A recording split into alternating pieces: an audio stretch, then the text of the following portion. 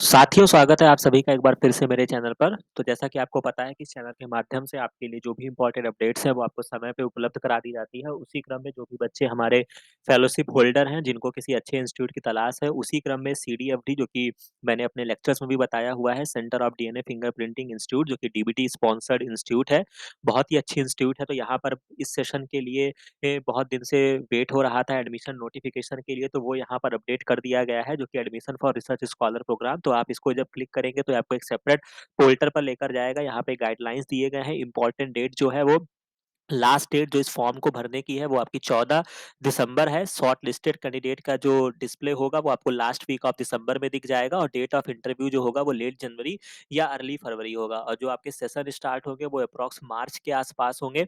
तो सबसे पहले हम इसके डिटेल नोटिस को यहाँ पे आप क्लिक करेंगे तो आपको डिटेल नोटिफिकेशन आपको देखने को मिल जाएगा। तो आप यहाँ पे पहले हम इसके डिटेल नोटिफिकेशन को देख लेते हैं। तो सीडीएफडी क्या है? Centre for DNA fingerprinting and diagnostic कहाँ स्थित है? हैदराबाद है। थोड़ी दूर है बट अगर आप यहाँ तक जा सकते हैं तो ये one of the finest institute है।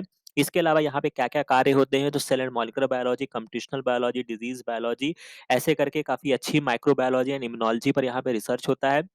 बाकी ये जो सेशन होगा वो आपका फरवरी और मार्च 2023 में स्टार्ट होगा।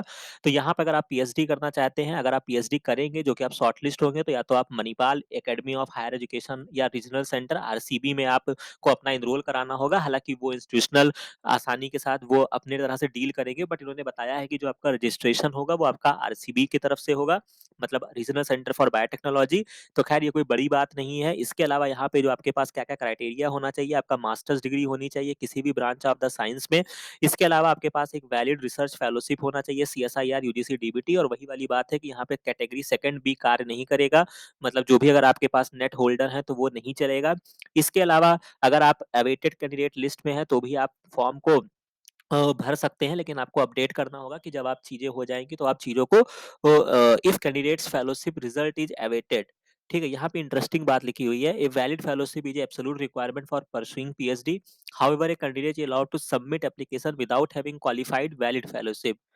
तो यहाँ पे एक इंटरेस्टिंग चीज़ जो मुझे समझ में आ रही है कि इन्होंने ये बोल रखा है कि आपके उस टाइम पर फेलोशिप होनी चाहिए बट इन्होंने इस बात को कहा है कि आप विदाउट क्वालिफाइड के भी आप कर सकते हैं। मतलब अगर आप सोच रहे हैं कि मैं सीएसआईआर में क्वालिफाई हो जाऊँगा, अगर आपने इस बार एग्ज़ाम दिया है या आईसीएमआर वगैरह में तो आप फॉर्म भर सकते हैं। तो आपको यहाँ पे रिजल्ट अवेटेड में भरना होगा। The candidate must update the fellowship status positively before the interview via email.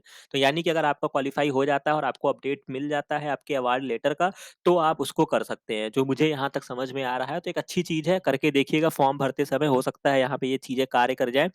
इसके अलावा सिलेक्शन प्रोसीजर के लिए यहाँ पर इंटरव्यू होगा, ऑनलाइन इंटरव्यू होगा। तो एक अच्छी बात है कि आपको हैदराबाद इंटरव्यू के लिए तो नहीं जाना है, तो मेरे हिसाब से फॉर्म ज़रूर भर दीजिएगा।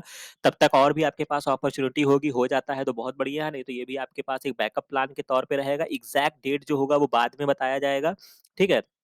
इसके अलावा लिस्ट ऑफ शॉर्टलिस्टेड कैंडिडेट को आपके इस वेबसाइट पे अवेलेबल करा दिया जाएगा।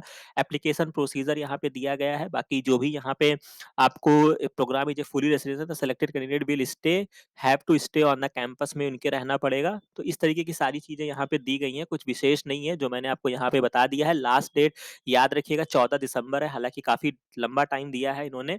बट फिर भी तो ये इम्पोर्टेंट अपडेट था। मुझे लगता है कि जो सबसे अच्छी बात यहाँ पे निकल के आई है वो ये है कि अगर आपको लग रहा है कि आप क्वालीफाई कर जाओगे, ठीक है, रिजल्ट अवेटेड है आपका तो भी आप फॉर्म भर सकते हैं। हालाँकि ये रिजल्ट अवेटेड इन्होंने मास्टर्स का बात नहीं किया, इन्होंने फेलोशिप का बात किया है कि वैलिड फेलोशिप होना आवश्यक है। लेकिन अगर आपको ऐसा लग रहा है कि if candidate fellowship result is awaited, the candidate must update the fellowship status positively before the interview. तो ये अच्छी चीज़ इन्होंने यहाँ पे बताई है, तो ये इम्पोर्टेंट अपडेट था, ठीक है? तो यहाँ तक आपको समझ में आ गया होगा। बाकी आप यहाँ पे जाएँगे तो आपको फॉर्म कैसे भरना है, यहाँ पे न्यू रजिस्ट्रेशन पे आप क्लिक करेंगे तो ये आपको सेपरेट पोर्टल पे लेकर जाएगा।